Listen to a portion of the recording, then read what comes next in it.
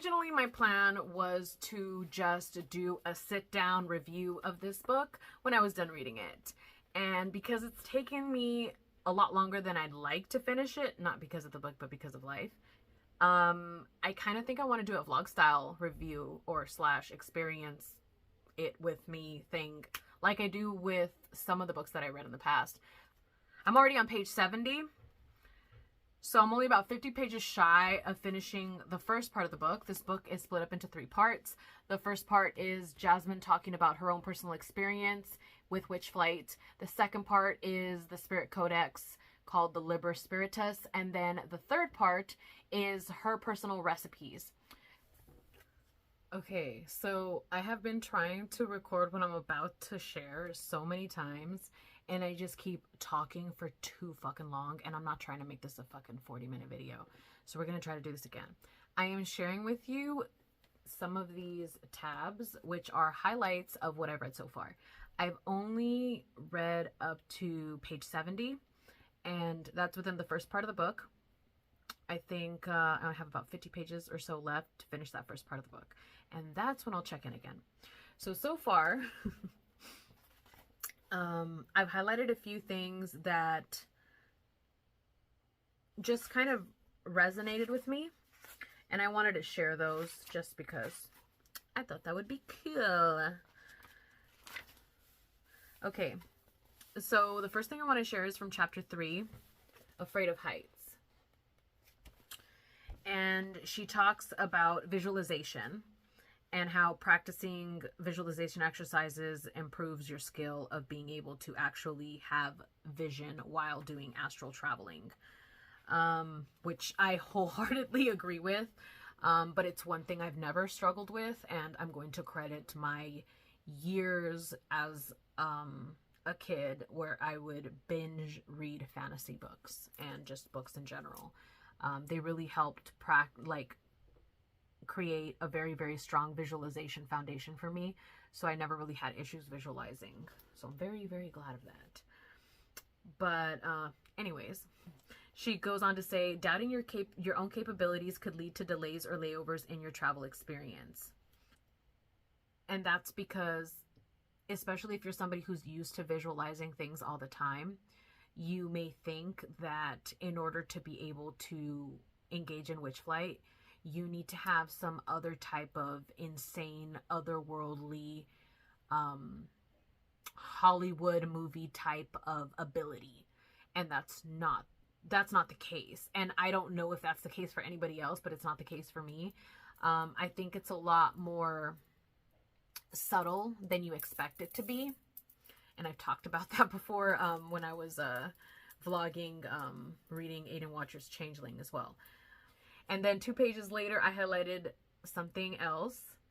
And this is her talking about how people can find that when they're flying, they can't arrive at the terminal, so to speak. That it can be a sign that you're not allowing yourself proper time to fly, or you're failing to treat it like the ritual it's meant to be. And then she says, you must relax your mind and body and release tension that would limit you as well. And then she says that she finds ritual baths to be helpful.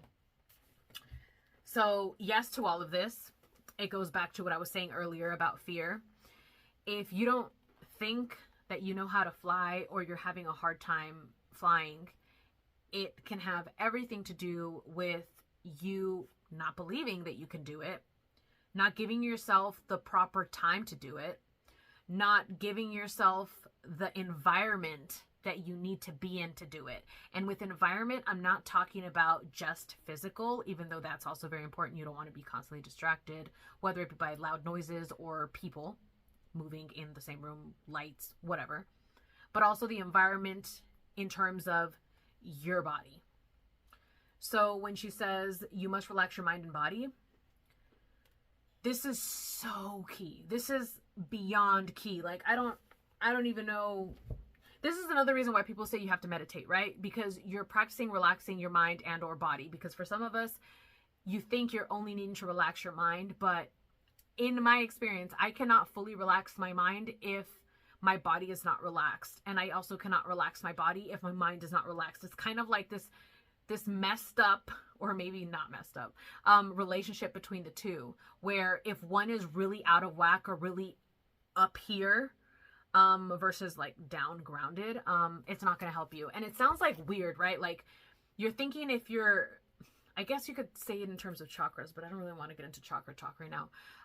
If you're really up here, you're very heady, you're very much in your mind all the time, you're an overthinker, you have a monkey mind, or you have things like that where you tend to overthink a lot, you're typically somebody that's probably not grounded as much as you should be.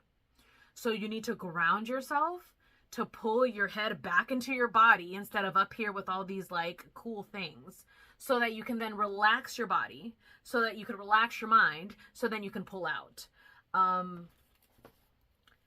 That's the best way that I can explain of how it works for me.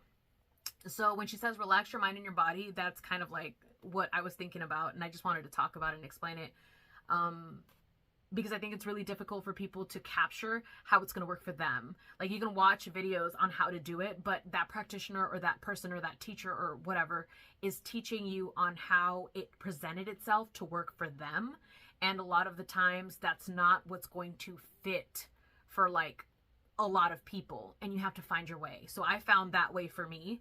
And then maybe other people would be like, yeah, that's totally how it works for me too. I just didn't talk about it or explain it that way or whatever. But she says you need to release tension. So actually this is like another, an excuse for me to reference a video that I did not that long ago. I think it was like 2 videos ago, where I talk about, how the mind muscle connection helps get into deeper trance states, where I'm doing, where I'm at the gym. It's in the Gym with a Witch series. And the connection there being that if you have a mind muscle connection, you can then control your muscles at will, right? If you can control your muscles, you can tense them, but also relax them by willing it, right? To be able to get into a deeper or a more effective trance state. Because for some people, they can get into a trance state, but it's not as deep as it can be. And some people can't do it at all because they're just too tense. So yeah, so that was something I highlighted, because all of these things were just like, yes, girl, yes, yes, yes. And then the last part when she says, I find ritual baths to be so helpful, 100%. I want to say that, I don't know how many years ago this was, but I started doing ritual baths, and I would not do a ritual or spell work if I wasn't first doing a whole ass ritual bath first.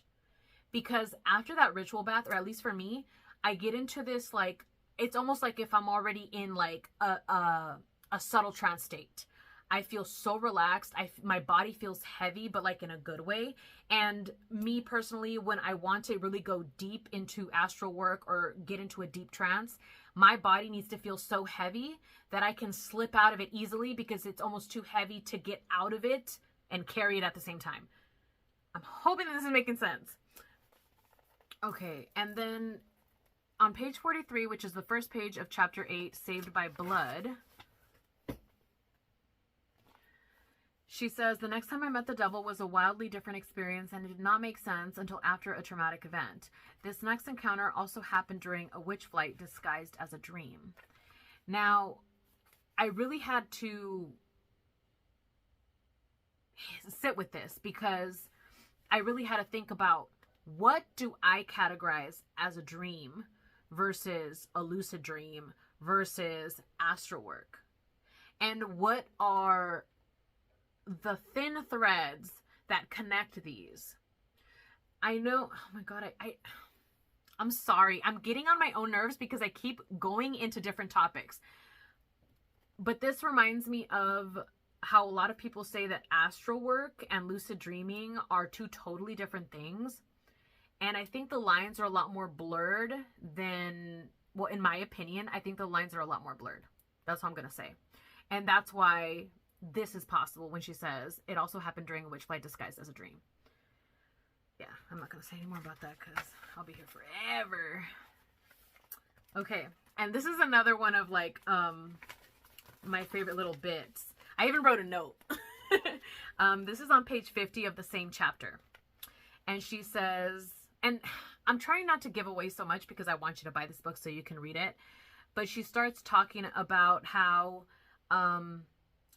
she's sure, that was my laptop, how she's sure that some alternate reality saved her life by making a pact with the devil. And I was talking about alternate realities with one of my friends because we were talking about how a lot of us tend to catastrophize things and think all these horrible things. And because we think them, we think they're going to happen, but then they don't happen. And it's like, well, what happened with those thoughts? Like, assuming that whatever you're thinking manifests at some level, or if you're thinking about something for a really long time, like you're just feeding it energy, and like, even if it's something negative, where does it manifest if it's supposed to manifest because of all the energy you're putting into it? And we were talking about what's possible that it just manifests in a different reality. So it's also possible that those other realities are manifesting things for you in this reality, and you're just co-creating with your different realities. But what you see here and what you see in that other reality change and vary depending on the strength of what you're putting into them. I think that's got me caught up right now. I just finished reading about the Owl Woman, and I am still reading about the Witch's Council, or the Witch Council, I should say. Yeah. Since last we met, I have read about 50-ish pages, and I am about to begin chapter 21, which is Liber Espiritus. I'm so sure that's exactly how you say that.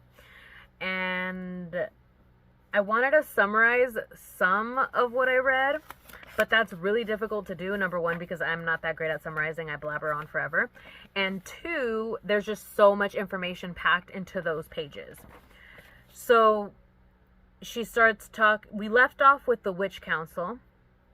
Then she goes into the Four Kingdoms, what that is. And then every chapter after that, for the next 4 chapters, is each kingdom and a little bit more about that kingdom and correspondences with that kingdom.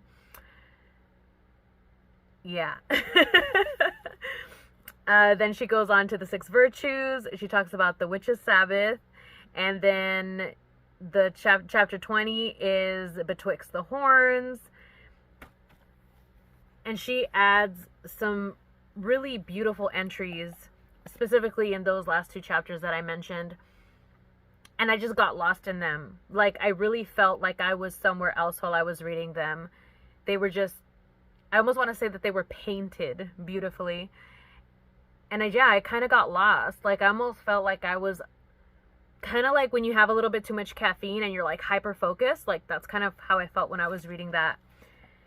She talks about, she summarizes somewhat of what it was like when she was first trying to build community or be a part of a community in the craft, and what she faced. And she encourages people to go ahead and form their own traditions. And this is kind of like the follow-up of that. She says, you do not need any mortal's permission or approval. If you feel called by the spirits, they will initiate you into the mysteries of the craft. If you continue to do the work and create space, your tradition will build. I think this is such a very, like, important thing to hold. Like, I almost want to print it out and put it on my wall somewhere, because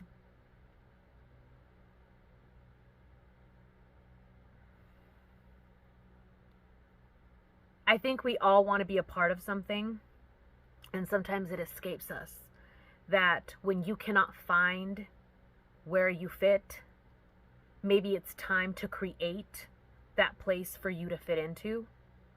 And those who may not fit elsewhere may then also have a home.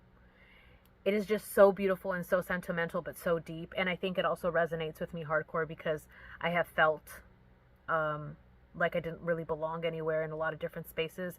And I think a lot of rebels, a lot of witches, a lot of people, you know, that are probably watching my channel know what that feels like, and it's very heartbreaking. So that was something that I wanted to share, just because it really touched my heart. So I kind of wanted to show you what the Spirit Codex looks like. This is pretty much the layout. So every page is going to be a spirit. Then she's going to give you the element, the virtue, the fetch, attributes, and the location of said spirit. And that is the entire second section of the book. Okay, so I have taken a look at all of these spirits, and there is over 80 spirits in here, okay? I would like to encourage you, if you are a witch that works with spirits or entities, depending on your definition of those, to go ahead and start creating a spirit codex. I recently started mine, and the reason why I started mine was because I was feeling a little bit overwhelmed with maintaining my spiritual / entity relationships. This is mine. Now, I realized I needed to make something like this because, like, more of like a reference encyclopedia dictionary type of book, because in my book of shadows, or like my working book of shadows, I have the entries of when I journey or communicate or interact with spirits, entities, the like. And I enter it more of like a diary form. I'm just covering something I don't want you to see, but what I enter is more diary form. And I'll keep sigils and other correspondences and things like that as they come, and that can change from journey to journey or interaction to interaction. And I kind of wanted a place where it looked more like the way Jazmyne has it, because if you just want to read something real quick about that specific spirit or entity, it's a lot easier than to have to dig through your book of shadows, even though that also has a contents page, and sift through all of these entries just to find one thing. To have one place where you can keep like the key items that you may need from that spirit or in order to commune with that spirit, I think is very handy. So I definitely encourage you to start one. Okay, so last we left off, we were about to start on the recipes section. She adds quite a variety of recipes on here. She has a wine brew, a flight bath, flying ointment, incense, different types of oils for different purposes. As well as even bread and cake, tea. And she even shows you how she stains, or she gives you the recipe for how she stains the pages for her Coven's Book of Shadows.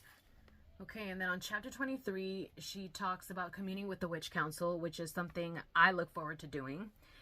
And she introduces this section by saying that in each lunar cycle, a different witch from the council crosses the veil from their world into ours, and we can communicate with this cardinal in different ways, which include the tarot. And this is done on the full moon, or she says that's her preference because that's when the moon is at its peak. And she creates 13 spreads to use in the practice. Each one is corresponding with the specific esbat. These spreads were made with the intent of communicating with the council cardinal. Okay, so for example, I'll go ahead and show you the one for this one, Crow Harvest Moon, and she gives a brief intro, and then what messages does the cardinal have for you, and then each number of these is corresponding to the actual spread that she shows at the beginning of the chapter. I know that Jazmyne has now taken on a community project where she will be accepting spirit codex submissions. Specifically meaning that she will be taking submissions from those who have attempted or successfully done witchflight with spirits from her spirit codex, which are the 80 plus. I want to say 85 plus, but I'm not 100% sure. I haven't really counted them. So I am going to be working on my submission for that community project. I kind of have an idea of what I want to do. I was really intrigued with the Hallowed Woods, maybe deepening my connection with the Hallowed Woods. I'm very interested in the Witches Council, and there is a full moon coming up, so I was thinking about trying to communicate with the cardinal for the month of September, since it's also my birthday month.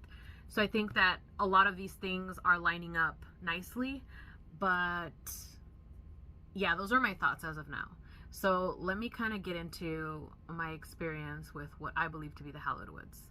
There's two different woods that I've been to, but they're in different places. And one of them I was taken to by a crow. I have a feeling that that's the Hallowed Woods. And I don't know. I have this like strong feeling that that's the Hallowed Woods. I wasn't trying to go there. I was taken there. And that's another reason why I feel like that's what it is. The way this goes is I was receiving a lot of signs from crows. I was seeing crows more than usual.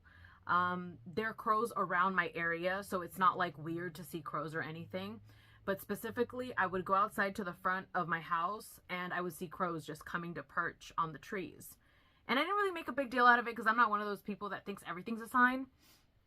But I just mentioned it to my friend, and I would start mentioning it a lot, and I would start running into crow feathers everywhere. In my school one day, I walked on campus, and I was like, oh, that's a crow feather, and I picked it up. And then there was like a trail of crow feathers. I'm like, there is a very bald crow walking about because there was so many feathers. It looked like maybe there was a fight between crows. Like, that's how much feathers there was. So I remember telling my friend that too. And I remember during that time, I had seen a video of Mo Moon here on YouTube, and she was talking about crows, and I remember making a comment about crows. So there was just a lot of things happening in regards to crows all around me, and I kept on running into crow feathers for like 2 weeks straight. And I was like, I think I have to journey with the crow. I think I need to see what the crow needs to tell me. And I was planning on journeying with some other animals as well. The crow wasn't the only one. But when I was journeying with the crow, I hopped on the crow's back, and the crow took me to this place. And the crow took me to this border. And on this side was woods. And on this side, it was like, well, in the first journey, I didn't know this. But at a later journey, I found out that on this side, there's no woods. Well, at least there's no green woods. It's like dead. It's desolate. It's burnt down. The trees look like they've been cut off, and it looks very gray, almost like if it had been like post-war, I don't know, like fill in the blanks with your imagination. But it was just very gray looking, and trees looked like they had been burned down or cut off, and it was very dead. And then like almost a straight line next to it was this wooded area that was very deep dark green. I couldn't really tell you what kind of trees. I just remember seeing a lot of trees. And I walked through there, and I don't know why. And I walked through there, and I found a house. Or maybe I should say a hut. And sorry to leave you on a cliffhanger, but that's how I feel like sharing about that story for now. It's still very personal and special to me, and I don't want to proceed with the rest of it. Although maybe some of you probably could have guessed what happened next. I don't know. We'll see. But I want to close out this video by saying thank you, Jazmyne, for writing this book. It has been a beautiful gift and a great, great experience to kind of see a little bit more into how you experience and approach Witchflight. I know it can vary from witch to witch, which is sometimes what makes it so scary to share. And reading your UPG and probably receiving so much confirmation from all the other witches of things that are similar, I'm pretty sure that we all kind of feel seen in a way.